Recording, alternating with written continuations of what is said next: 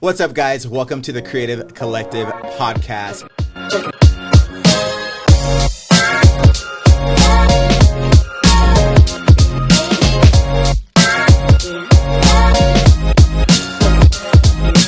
Well, what's up, everybody? Welcome to another episode of the Creative Collective podcast. Today, I'm actually joined, which I'm really excited about. I just met him literally 5 minutes before we started recording this. But he is friends of a mutual friend of mine. Ted, how are you doing, man? I am great, man. How are you? I'm good, good. So good to have you on the podcast. And if you could, just kind of share a little bit about who you are, what you do, all that kind of stuff. Sure. Yeah, so my name is Ted Slaughter. I'm a creative at heart. I've taken the bold step this year to move in the direction of doing that ultra full time. I say ultra full time because Andrew, you probably know what it's like sometimes. Yeah. Um, and so at the end of 2019, so I was working in a church staff position as a worship pastor, which worship is something that is certainly a first love. It's it might sound kind of cheesy to say, but it's definitely more of who I am, not just a thing that I do. It's not just a position at a church, but in this season, towards the end of 2019, I just found myself kind of in this place of wrestling with the Lord of like, okay, I feel like I'm kind of living my dream job here, working at church and doing what I've felt called to do my whole life. But something started to really shift to where I was like, found myself sitting in staff meetings and just kind of like, oh, like I don't feel like I have anything to contribute.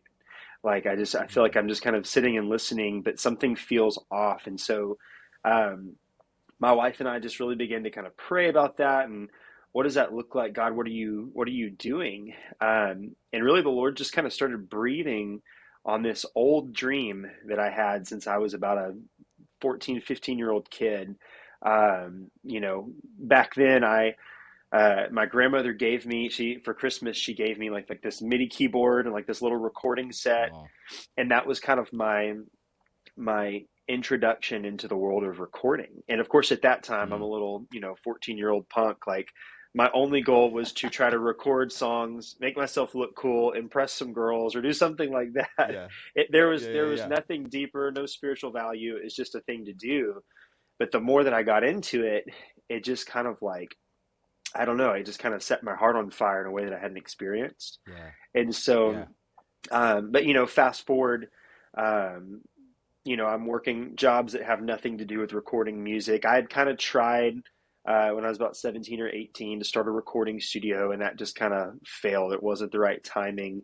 I had no idea what I was doing. Probably charging way more money than I ever, should have been charging at that time. And so it just kind of fizzled out. And I just, thankfully, the next step, the Lord led me into this journey of really discovering who I was as a worship leader, as a musician. Um, in that time, right before I met my wife, we got married really young. We got married when we were 20 and 20, or yeah, she was 20 and I was 21. Um, but in the years before that, I got to spend some time in the professional, like worship music industry. I got to travel and do Come some on. touring and things like that. And so I really just kind of like the beginning of my 20s just kind of jump started me into this like worship season of finding my voice as a worship leader, which then, kind of progressed into church staff positions doing that, right? And so, Mm, anyway, fast forward again to 2019, I had just accepted this promotion at the church I'd been at as the senior worship pastor. We had multiple campuses, like 27 services a week. Just, you know, really, really a big step for me. Something that wow. we felt like God was doing. And then, yeah, about halfway through that year, that first year, it wasn't necessarily that we were burned out or just like, like we actually were really enjoying that season, even with some of the challenges that came with it. Um, Yeah. but like I said, it just began to be this thing where it was like something doesn't fit. And so Mm. throughout that whole time, throughout my 20s and just, even on staff positions at church, like we would kind of start to develop like a songwriting culture. And when we would write some songs for the church, we would record them. And of course that was like, oh, I love doing this. This is something I've been doing, at least in a side capacity, since I was 15 years old. So I would Yeah. facilitate producing albums and records for the church and things like that. But that was obviously a very minimal part of my responsibilities at the church. Well, 2019, I find myself sitting in those staff meetings, just like, man, something doesn't feel like it fits. And that's when the Lord Wow. started breathing on that creative dream and saying, like, it's time. Like, well, God, like, Wow. that's amazing. I've been praying and believing and wanting that, but I also have, at that time, I have 3 kids. I have a wife. Like, I made less than $2,000 the year before doing it on the side. It was just there was no Yeah. feasibility of like, oh, I'm just going to step off into this side thing and make it the main thing. It was like, no, this is literally 100% a leap of faith. And God, you're either going to meet us there, or I'm going down with 3 kids and a wife, and I'm gonna have to go find some job somewhere else because this is Get not an going to overnight work. job. Yeah, Yeah. literally. Oh. But man, let me tell you, so I had kind of like a 3 month notice transition out of the church, just really smooth transition, and we were slated to step out of that position in February of 2020. Well, everybody knows what happened in March of 2020. The entire world shut down, and Yep. so come February, as we're transitioning out, we were just like, God, we're excited, we're believing that this is going to be amazing. And then come March, I remember kind of the first, news reports talking about COVID and like, oh, this, okay, we've heard different diseases mentioned on the news before, and it's going to be a pandemic and this and that. Nothing ever happened. And then so obviously when in March everything starts shutting down, we're just like, God, we know that you called us to do this, so we're just going to stand and believe that you're going to provide. And dude, I kid you not, just through various ways, some through funding within the business, funding in the sense of income, projects being completed, and then some just from random sources of money that the Lord brought us. All of our bills were paid for the entire year of 2020 Wow. in March. So as the entire world was shutting down and we are stepping from a salary, from a here's what your work week looks like, we're stepping out of all that into the great unknown of entrepreneurship. And by the end of March, all of our bills were paid for the whole year. And so Come we on. just, yeah. So for us, 2020, even as, and I don't mean this insensitively at all, but even as the world was kind of going crazy, we actually got to flourish, and God gave us so much space that we just were really able to kind of like dream, honestly, for like the first time in a way that we hadn't been able to dream in a long time. And we were able to kind of just wake up every day and say, Holy Spirit, what does today look like? Like I started discovering um, God's heart for creatives, and really, really God's heart. If I'm honest, and you told me a little bit about your background, so I'm wondering if maybe you experienced some of this. When I started feeling the call to step out of full time ministry, um, which I would just say more so just out of the staff position, because I've also learned that full Right. time ministry is a lifestyle. It's not a, Come it's not on. just a Come position in on. a church. Come Um, on. but as we were feeling the call to step out, like, dude, there was a lot of a big part of us that was kind of like, man, like, is this legal? Like, is this okay? Like, are we taking a step into something less spiritual because we're not going to work at a Yeah. church and do creative projects for the church and things like that? And but we just knew like this is what God's calling us to do.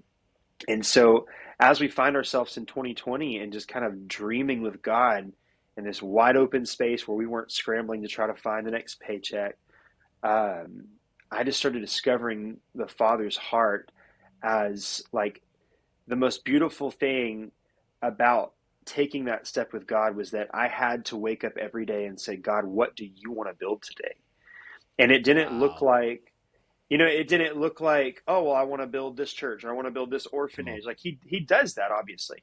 But in other words, I started discovering his heart for the marketplace, as we call it. And really, I started discovering what I would consider is like the line between sacred and secular started dissolving, right? Where it's like, Mm, okay, I'm not a Christian business that needs to put, little fish stickers on everything and make sure that every record that we produce or any project we're a part of, that, it has to say the name of Jesus, it has to have a scripture, like we're only going to do Christian projects. It wasn't like that. It was actually like the Lord started kind of bringing me in front of people that I wouldn't necessarily have ever got to spend time with. Honestly, in full-time staff ministry, you know, I would have thought I would have gotten in trouble for spending time with. And I'm not necessarily wow. talking about, I wasn't going out and hanging out places I shouldn't have been and things like that, but more so just Right. like, some of my first clients were not Christian artists. And if anything, the way that I was able to, like, I didn't try to, like, sit them down and say, okay, before we do this project, I need to make sure you're saved. Like, if anything, it was like I realized that, like, Oh my you gosh. know, the Lord could use me, that, whenever I was going to step into that project, I was inviting the Holy Spirit to, like, Wow. give me your ideas, God. I want your creative workflow. I want to know, like, if you can lead me in a worship set, if you can tell me what songs to sing and how to follow your spirit in these moments of worship, you can do that while I'm producing. You can do that while I'm mixing. In fact, later on today, I've got a project that I'm going to start mixing, and I'll do what I do every time. I'll sit down in front of my desk and say, God, mix this through me. Like, I want your ideas. And I'll start to try to listen to the Wow. Holy Spirit as He literally tells me things that otherwise would seem not spiritual. Like, hey, use this compressor, use this piece of software, do this, like things that, like, you wouldn't necessarily think that He would care about, but He does. Because, I mean, Jesus was a Wow. craftsman, right? Jesus was a carpenter. And I think we just think of that as like, okay, that was a pastime. Like, Jesus, we don't ever really focus on that. Like, I almost wish there was a book in the Yeah. Bible that just talked about, like, the day to day of what Jesus's life was like before his 3 years of ministry. Because what we So don't good. realize, like, Jesus was a craftsman. And how do you think he did things? Don't you think that he did things Mm, with a level of excellence that was literally beyond what the world had seen at the time? Like, he was building things that had otherwise no spiritual value. He was building things for his father and with his father. wow. And I can only imagine that, So like, good. the things that he was building had to be pretty spectacular, because he was doing it beyond himself, beyond what he was getting paid for it. There was literally a holiness to what he was creating. And therefore, like, if Jesus can do that, I can do that, right? You can do Mm, that. So when we put our hands to something to create, again, it might not be building an orphanage, it might not be building another campus at a church, it might not be even doing a worship record for me, It might look like producing a country song. But when I'm producing that yeah. country song, am I asking for his ideas? Am I Mm, operating with integrity? Am I operating in, going way above and beyond the value, the financial value that I'm bringing to the project? Am I operating at that level? Because mm. for me, So it's good. worship, right? Yeah. And so Yep. really, that's, I know that's quite a chunk of information there, but that's So kind of good. where I find myself, and really the conviction that goes with that, and then ultimately what that led us to was this year, the beginning of 2022. Um, Basically, I started dreaming, like, okay, God, we've been doing this whole self-employed thing for 2 years. What's next, right? Mm, And I felt like He yeah. started putting on my heart. Like, we've been building you as a self-employed, as a creative, as doing this full time for real. Now I want to start building something that's bigger than you, right? And that's where this whole concept of collaboration really kind of Come just, on. like, intersected us this year, where it was like, okay, I kind of know what I can do on my own. Like, I have a pretty good threshold of Mm, what my workload looks like, what my creative flow and kind of threshold of ideas and productivity. I know what that all kind of looks like as me sitting down as an individual to work on a project. But what would happen if I got a handful of my greatest friends who I trust and who they have giftings and anointings and dreams and visions and skill Come on. sets that maybe I don't have it, or maybe we have some of the same skill sets, but theirs is different. Maybe it's a different color than mine. Maybe it's a different flavor than mine, right? And so all of a sudden, whenever you start getting these people in the room, it immediately becomes bigger Mm, than yourself, right? And so so that, good, man. I'm sure we'll talk, some more about that, but like that's kind of been the theme of this year, has been discovering God, discovering his heart, really for collaboration and for how everybody has a part to play. And even if you Yeah. can do it yourself, when you get past that mentality of, I'm the only one that can do this, there's a certain way I want to do this, and Mm, it has to be done my way or no way. Like when you get past that, you start realizing there's a whole different level of creative flow and productivity that happens when you bring other people alongside of you and when you let them be so great good. at what they Yep. do, Yep. right? So Yep. anyway, So that's, good. as we're beginning to close out this year, that's probably been one of the biggest things that I've discovered, and it's been an amazing journey. Yeah. So I want to talk a little bit about, thank you so much for sharing all of that, because it really, for me, gets a clearer picture. And I feel like there's a lot of creatives, quote unquote, that are probably in the same boat that you were in Yeah, maybe 2 years ago. You had said something earlier on that I really felt like, wow, like I want you to expound on it just a little bit sure. more, because I do feel like, especially within the local church, we have a lot of creatives that are coming in, coming out. They've been planted, but then they're leaving. They're going to be freelancers or whatever, Sure. like, and they're stepping out into the unknown of what they believe that God has called them to do. Earlier, you had said that you had prematurely stepped into something that God had not yet Yeah. blessed. Yeah. Can you talk about kind of hearing the voice of God when it comes to the realities of actually stepping out and Him advancing something? Because the unknown is scary no matter what, right? And Sure. I do Sure. believe that there are giftings within creatives that are in the local church that need to be outside of the local church. I Yeah. wholeheartedly believe that, and I believe in collaboration. That's the reason why I'm in the position I'm in right now. But if you can like maybe dive a little bit deeper on what it means when you did step out prematurely, and the difference in hearing God's voice and the reason why you're doing what you're doing right now. And then Sure. on the backside of that, so that's the first question, but on the backside of that, what does it mean even when you stepped out to be planted into your local church? Yeah. That's What a does that actually great look like? question.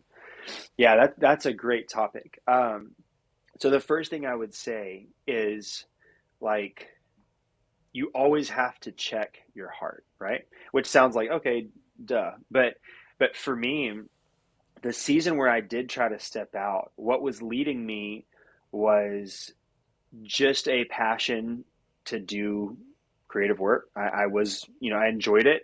Um, and so therefore I kind of just wanted to try it. There really wasn't anything spiritual about it. It was more so, um, just something to try, that I thought, if anything, honestly, it probably was rooted in pride. I think it really came Mm, from a place of like, I think I'm good at this. I think I can make some money doing this. Like, which again, there's a line there of just like confidence of like, hey, no, I bring value to the table. But then there's kind of an ugly line there as well of like, I'm all that. You need to work with me. Like I'm better than all these other people in the area. Like just kind of this gross thing. And so really, I would say that first attempt was much more rooted in a just unspiritual, not really trying to follow the voice of God, kind of place. And so to zoom out on that just even a little bit more, um, mm, really, I was in an unspiritual, not really seriously trying to follow the voice of God place. Um, I think that part of the journey of knowing when to step out, or how to step out, what that looks like, it's knowing your season. And for me, that season, I won't get so far into that backstory because it has so much more to do with just my own spiritual journey. I kind of went through this rebellious season as I was kind of, coming out of my teens into about to get into my 20s. I just kind of was at this place where I was like hanging out with, some of the wrong people, and just kind of like, I can get serious about God when I get older. right? Which is just such a stupid, foolish place to be. Yeah. But what's interesting is that in that place, nothing I did worked. If anything, everything I did, Mm. I experienced, and now I'm actually really grateful for that time because I got to experience what it looked like and felt like to step out on my own, Yeah. in my own power, in my own strength, my own knowledge, and just to be honest, I found it wasn't enough, right? Um, Mm.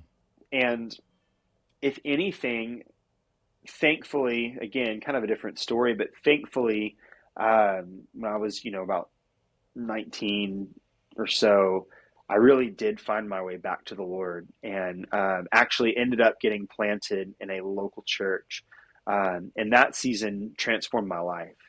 Yeah. Um, and again, that really I discovered who I was as like a worship leader, and but really I discovered who I was in general. Um, So good. and through God rooting me in that, and really rooting me in the right local church with people that, quite honestly, people that were more on fire, more in love with Jesus than I was, that being in proximity with them, something on them began to catch on to Yeah. me. And I began to see, So good. I want, I want what these people have. Right. Yeah.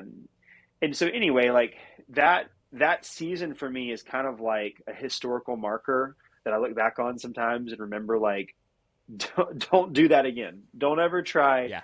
to do it in your own strength. But fast forward into the church staff years where I was on staff at the big church, and doing all the services and everything. Like, there was a time, I guess maybe 1 or 2 years before I had stepped into the senior worship pastor position at that church. I was, I guess, kind of like an associate worship pastor. I don't know that I really had a title. I think I just kind of did anything and everything. Yeah. Yeah. But which is Yeah. that's a podcast for another Yeah. time. Yeah. For sure. Um, but Oh my but gosh. in that season, if I'm honest, there were times where I felt, and my wife felt, that the work life balance was very unbalanced, very unhealthy. And so there was a time of burnout and frustration where I remember us just like driving around, like, what would it be like to just quit, go start a business? Like we kind of had this whole plan, which funny enough is basically kind of what we're doing now. But we just had Yeah. this whole plan of like, how could we make this happen to deliver us from the hard part of this season that we're in, right? Yeah. And Yeah. if I'm honest with you though, deep down inside, maybe not even that deep, like more so as soon as I would kind of turn off the fluff and just be like, no, let me just really, let me ask God what he thinks about it. I knew without a shadow of a doubt I did not have peace about it. Um, I don't believe in, I really don't believe very much in practical decision making in the sense of we try to use that word to separate spiritual decision making. When Wow. I believe, when you start to see that line of sacred versus secular dissolve, in the sense of, and when I say that, just to provide context, because somebody might hear that and be like, like, are you saying that God's not holy or that he doesn't care about sin? That's not what I'm saying. I'm saying that we have to remember God's desire is to take dominion over the entire earth, right? Mm. Creative Mm. endeavors, Come financial on. endeavors. God has a plan for wealth. Like, I'm not a prosperity preacher, but I believe that God knows more about building wealth and creating financial legacy. Like, God knows more about that than we realize, and he cares more about Mm. that than we realize. And so when you stop thinking that everything is either sacred or secular, and I can only be on the sacred side, like when you start realizing God can use me to take dominion over, Come on, man. this business or this field, this industry that I didn't know Yeah. that he wanted to take dominion over. When you start looking at it that way, then it becomes a spiritual equation to an otherwise practical problem, right? And so So good. for me, it looked like, the moment that I didn't look at it just as a practical solution to get me out of my misery and to get me into something that I enjoyed doing, when I started thinking like, God, what's on your heart? Like, let me Mm, step back and prayerfully evaluate the season that we're in. And ultimately, part of my worship is that if you say it's not time to do this, I believe that you put it in our heart for a reason. Like, I believe that it's not an accident that it's there. It's not this selfish desire. It's not this unholy desire. But I just, something feels like it's not time, right? And in that place, that allowed me to lay that on the altar and say, God, like, I have no desire to touch this until wow. you pour your spirit out on it. When you do, I'll trust you as an act of worship and I'll follow you into it, whatever it looks like. But in the Mm, meantime, if the answer is not yet, then help me to just dive in and do what you've placed in front of me, to continue mm, doing it with excellence, to continue come on. doing it with a heart of worship. That, me filling out a budget report, something that seemed like it had nothing to do with getting on stage and leading worship, like me doing something, or heck, cleaning the church, like something like that. Like, I could do that thing as an act of Mm, worship, even though sometimes it felt like I was sacrificing my dream, but I was so good. sacrificing it on a holy altar, an altar of trust, an altar of, it's okay that this is not yet. Now, that's not to say it wasn't Mm, painful sometimes. That's not to say there weren't times where it's like, God, I don't want to be cleaning the church right now. I want to be producing a yep. record. Like, there's still this thing there. I just don't really have context for it yet, right? Yeah. And Yeah. but if anything, again, that was probably, 2017, 2018. And then I find myself in 2019 finally having, at the beginning of that year, stepped into the senior worship pastor position. I was also the creative pastor. So I'm leading the, worship and production and creative teams, and just kind of living that dream, right? That my whole, Yep. like, my time at that church kind of felt like it was building to that moment. And Yeah. Yep. um, because I started as like helping out with lights and helping out with sound, and just kind of, and then, I started leading worship a little bit, like it was just kind of this progression that felt like everything was coming to that moment. And then we finally got to that moment, then God was like, okay, I showed you every Wow. part of this that you thought you wanted. Wow. Now I'm Yeah. going to breathe. Now I'm going to pour myself out on that dream that I placed in your heart since you were a kid. But now you're Mm, finally ready to follow me into it and not follow yourself into it, right? And wow. so, to answer your question, like, the difference in that, the difference So good. in it was that we were rooted in a place where our heart was pure, we were aware of our season, and we also were aware when our season was coming to an end. And again, it Mm, wasn't because of controversy. It wasn't because of, hey, we messed up and we're getting fired. It wasn't like that. Like, it was literally like there was a sensing of, like, really that process was probably like 3 or 4 months worth of just kind of battle, like, before 3 or 4 months before having a conversation with our pastor, even to start the process of transitioning. It was really just this kind of this place of like, okay, I feel like I'd go home and have conversations with my wife, like, hey, I really felt this today in this meeting. Like, I don't know what to do with that. Instead of like acting out wow. on it or just peace out, we're going to quit. Like we would just kind of process and just pray about it. And so it was really this, again, that, in the grand scheme of it, that whole transition was probably a little less than 6 months from the time of realizing it Mm, was time to step out. So it wasn't like, I'm not saying that it has to be this, 10-year exit from staff ministry, like, but really it's more so just being able to fully say, well, actually, this is very important too, because when you get to a point where you can say, I know that God is calling me to do this, I feel it, like, I know that this is not burnout, this isn't bitterness, this isn't like, okay, I just want to, I'm bored, like, I just want to do something else. Like, when you can get to that point, and then when your pastor can come back and ask you, like, the week before you transition, hey, I just wanted to sit you down, and are you sure? Like, are you sure this is the Lord? Are you sure that you want to do this? And your answer is, yep. Like, yeah, absolutely. This wow. is what, yeah, Wow. not in a disrespectful way, but just like yeah, I have zero doubts. Like, I know that's what I don't know what it's going to look like. I don't know who my first Right. client's going to be, but I Right. know that this is what he's telling us to do. And there's like a peaceful assurance where you know one season is ending, one season is beginning. Again, it doesn't necessarily look like a side hustle that's getting successful. So you're, I'm just going to step out of So this and good, step into man. that. Yep. It looks Yep. like it always will look like obedience, right? So good. And then so moving from that transition to your second question regarding Mm. um, the importance of being rooted in a local church, um, like basically you need to be connected to a community of people.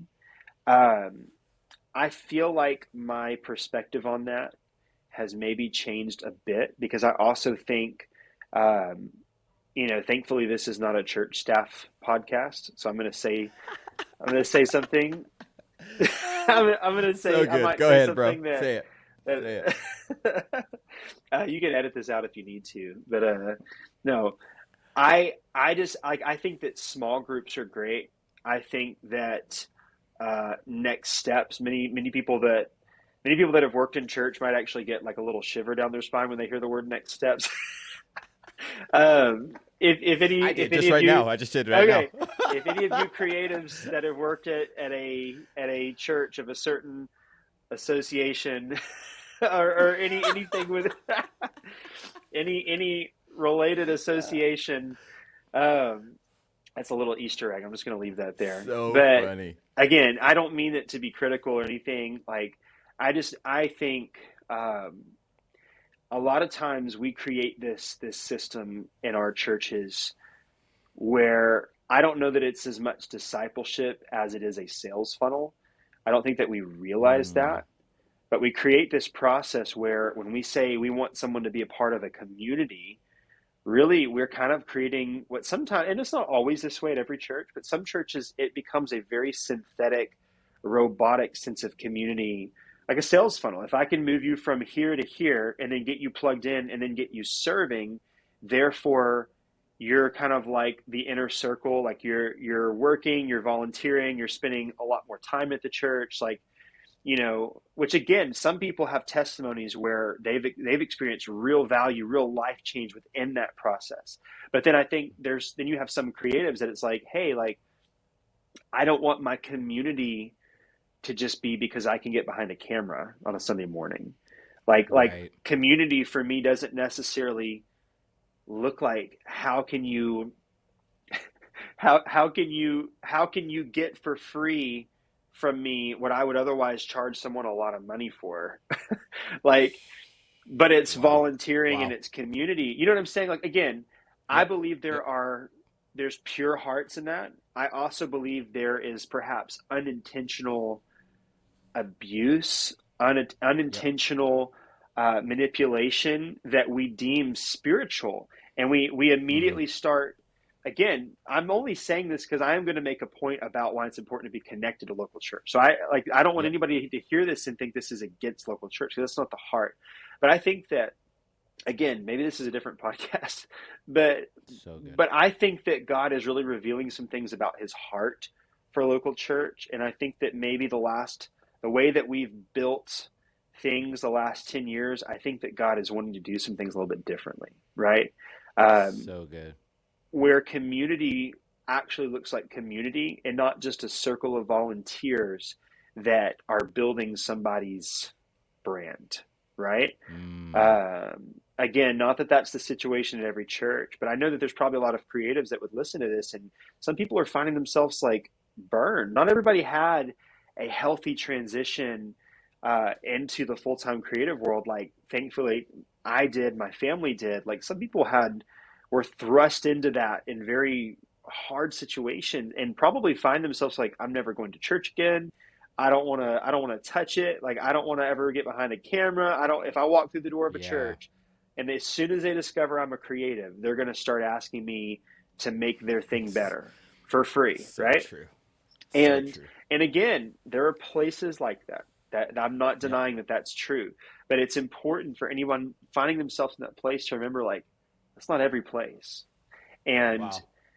even like the whole, like we've heard like the words like deconstruction and things like that, like it's such a popular term over the last couple of years. And I would tell a creative out there listening to this, who maybe finds himself like, am I deconstructing? Like, where am I at right now?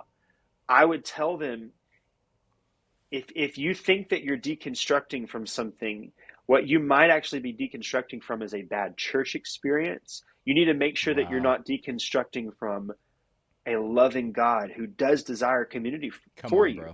Like Yep. what might feel like it's falling apart in your life, don't, like, that might have been your church experience. Don't let that thing that perhaps got perverted in some way, don't deconstruct. Like if you think you're deconstructing your faith, maybe your faith was in the wrong thing to begin with.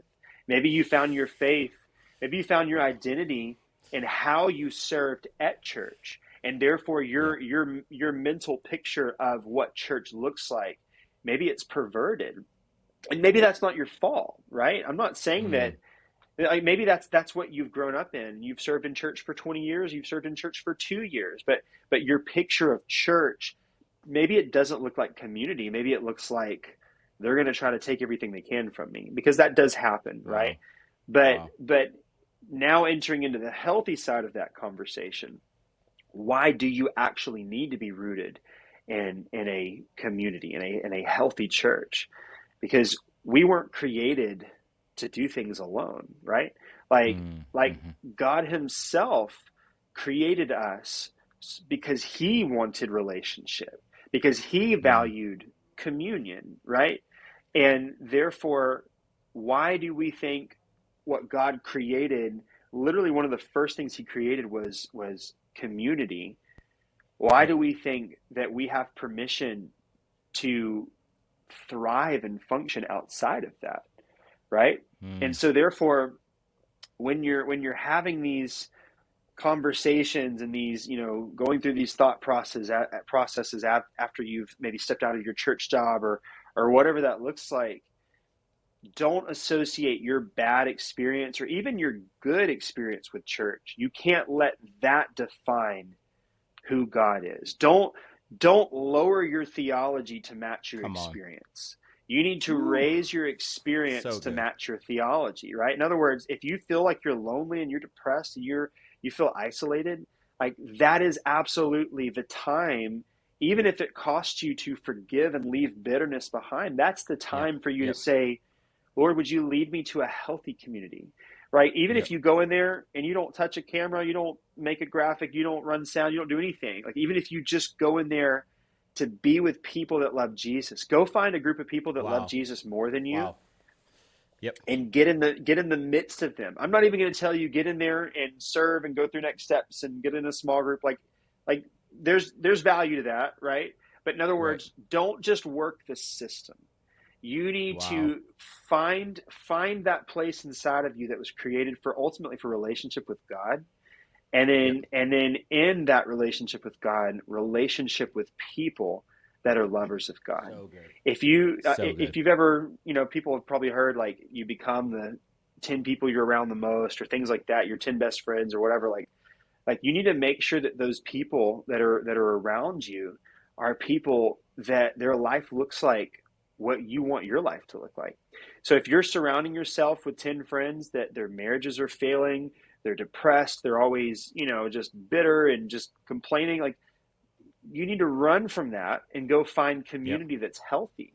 and Yep. and just to bring that back into, like, the creative community conversation, like, go find people that are better than you at your craft, right? Mm. And that doesn't necessarily have to Yep. look like a job. It doesn't. I'm not saying go, Yep. go get a job at a firm that's way better than you, like, maybe, but but ultimately, just find people that are doing things with excellence, that are doing things with a sense of purpose in life, and get around those people and let it inspire you. And then, when you have the boldness, ask to collaborate with those people, not in like Wow. a shady way of like, hey, would you let me, let me in on this project because I want to make money from it or whatever, but more just like, hey, like, would you just teach me how you did that?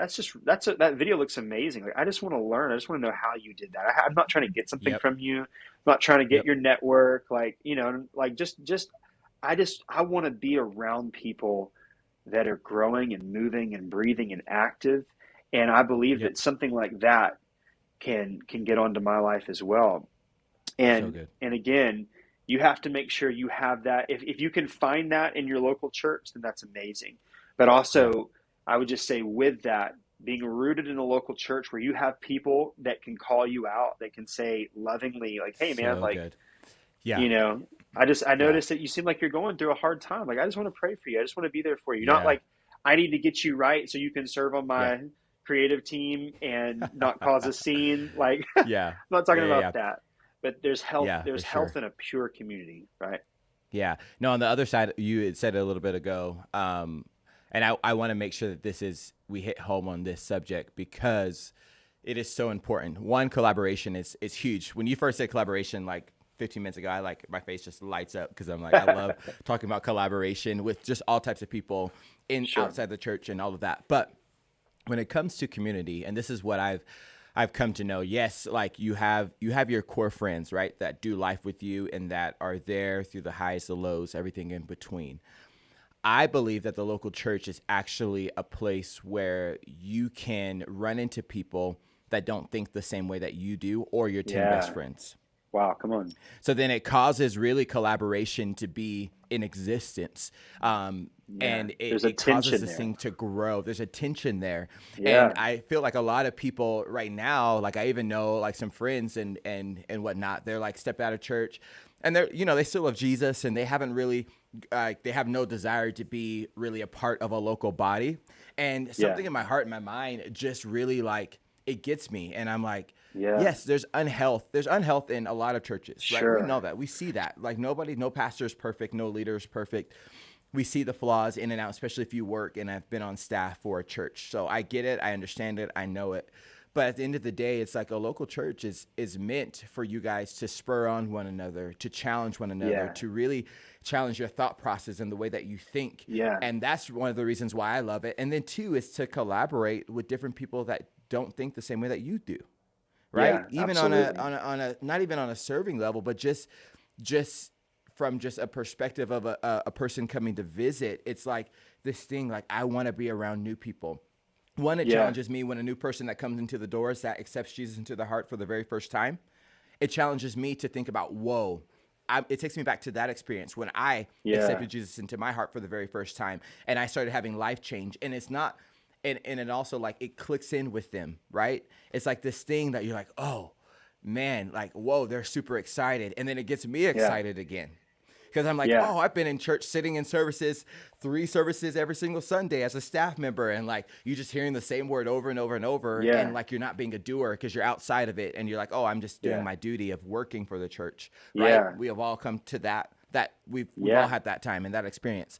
But for me, like collaboration, man, is huge. And just, I think that it's oftentimes really hard for individuals, especially creatives. Um, Creatives, when I say creatives, I mean like web designers, graphic designers, Sure. artists, all that kind of stuff. I believe that all of us are creative. To be Absolutely. That's Absolutely. another subject Yeah. for That's another another day. one. But I'm specifically talking about that demographic of people. I feel like it's hard for us sometimes because one, creatives don't really desire accountability Yeah. There you because we go. like to do our own thing. Yeah. And so talk about just for a moment in different projects that you may have experienced or maybe a story with you when you were on staff at the church that you were at. Tell a little bit about how you've been able to create certain things or maybe you're able to engineer a song or create a song, but like who do you give it to have accountability, to really challenge you in your gift? Sure. So, and when you say accountability, do you mean in the context of like obviously there's spiritual accountability or just more like creative accountability? Like, hey, is this as good as it can be, or Yeah. am I blinded by Yeah. what? Yeah. Yeah. Okay. Creative accountability for sure. Okay. Yeah. So yeah, I think that that's a good question because a lot of times when you create a project, like the people that are probably the closest to you are going to be the ones that hear it, like your mom and your wife, your siblings, like whoever, like and of course most of the time they're going to be like, oh, this is the most amazing thing in the world, right? And which feels good, but it doesn't necessarily cause you to grow, right? And I'm not saying, go find the 10 most nasty critical people and put all of Right. your art in front of them, you know. But I think again, kind of like going back to that theme of finding people that are ahead of you or better than you at something. I'll just give you the example for me. Um, Really, kind of, when I got into that season in my early 20s, where I started, discovering who I was as a worship leader and things like that. I happened to be in a community in a very small church that uh, try to say this strategically, but basically, like, um, that church, not many people know how connected that church is to the world. Like, there are literally multiple Grammy nominated, Dove Award nominated artists and songwriters and people that are attached to this small little church in a small town in Texas. And that church holds incredible value. That church is home for my wife and I. That was such an instrumental season. But in that season, one of my good friends, again, was a extremely well known songwriter. Had done way more than I had ever done. Really, still have even done. And I remember my first, like, like knees shaking experience of, like, I want to bring this person this song that I wrote and just see what they think about it, right? Mm. And, like, this is a real songwriter, and obviously if this is a good song they would know, and if it's not they'd also know. And so I remember bringing them some songs, just kind of like, hey, what do you think about this? And they were kind and just kind of like, oh, like, you know, this is this is there's something here. But the coolest thing happened. That person then began to say, hey, how about we sit down together and we start working on some of these together? Have you ever tried co-writing? Like, well, no, I've just, written songs in my bedroom at home, like, by myself. Um, and the first time I sat down with that person and, like, tried to write a song with them, all of a sudden it's like their skill level that was here and I'm, like, down here, all of a sudden something in me started being called up, maybe not quite to their level, but it began to be called up, right? So instead of me being down Mm. here, I've never done this before, just the collaboration, just being in the room with someone that was better than I was, that was further along in their journey than I was, it immediately began to, instead of criticize me and make me feel like I wasn't enough, it actually began to call things out of me, and then also Wow. show me, even just on the practical side, the skill set side, begin to show me how someone that is successful at this, how do they think differently than I do? How do they think about a melody? How do they think about lyrics? Whenever they arrive at a point with the lyrics where it's like, okay, this feels really good. Well, then how do they take that and say, how do I go deeper with that? Like, Mm. what's that next gear? If for me it was like, oh, this rhymes and this makes sense, like, it's a song, right? For them it was like, okay, this is really good. I want to think of 10 different ways that I can say this better, and then it'll be Wow. great, right? And Wow. so, again, I use that in the example of songwriting. Um, but really, what that was, it was accountability in a way, where allowing that art to be, again, because as creatives, we're also usually sensitive, where it's like, okay, I want this to be really good, but I also don't want somebody to tell me that it's not good, because this is so personal and so intimate and so deep. I spent, from 3 a.m. to 6 a.m. working on this thing that I think is the best thing in the world. If somebody pops Yep. that bubble, can I take it, Yep. right? And really, I would just say, like, get out of that mindset, and beyond just your mom and your sister or your wife and your, whatever, like, beyond your immediate circle, Yeah. like, begin to like have the guts to show that art to someone, and just even give them permission. Like, maybe they're not even a Grammy award winning songwriter or whatever. Like, maybe it's your Yeah. pastor, maybe it's your friend who you're Yeah. like, listen, I'm going to trust you to shoot straight with me and tell me if this is any good. And um and and and then say, like, I mean it, like, I want you to tell me. And whatever feedback they have, when they do have feedback, don't then take that and get offended and be like, oh, you don't like me, you don't support me. Like, no, like, listen to what they're saying, because, again, there's a tension there. And then I'll Wow. even take that a step further, um, and you as a business owner, as someone that has built and is building a team around them to do something, I know that you would understand this as well. Like, include, okay, well, and maybe like looking at like a magazine or a newspaper publication, like that's kind of a good example. Like you literally have somebody who's writing the story, you have an editor, you have a senior editor, you have someone who's just looking at grammatical errors. Like you have a process of people Yep. before that Yep. art, that story, whatever it is, before it ever even gets published. You have a team of people that are in place so that Wow. like you still have to be a Yep. skilled writer to even work at the newspaper, right? Like so there's a really solid skill there, but even the best writers, there's still a process of developing it into the fullness of what it can be. And I'll give you an example for me and for my company. Um, we do, not to make this sound like a plug or whatever, but like we do recording, producing, mixing, um, and we also publish and help with the distribution of songs and albums. And but one thing in that process that we don't do, and I Mm. intentionally don't do it, and probably will never do it. Maybe one day, I don't know, but as of this time, I intentionally refuse to do one step in that process of publicly releasing music. I Yeah. don't do mastering, right? And the reason for that is whenever I've sat in a room or I've sat in the studio and I've recorded, I've produced, I've edited, I've mixed a project, right? One of the Yep. most valuable things for me is the accountability of sending that project on to someone in a different, for us, it's actually, so we have worked for probably, I don't even know how long. We've been working with a mastering engineer at Abbey Road in London, Cool. who's one of the best in the business, just an incredible person. And for me, part of my creative process is sending what I've done to him, where I know he's going to sit in a room that, number one, his room is way more expensive than mine. He's got probably better Yeah. trained ears than I do. Like Yeah. he's gonna sit Yeah. there and his perspective, like could I figure out how to do a level of what he does so that I could do it on my own? Probably. Mm. But can I do it?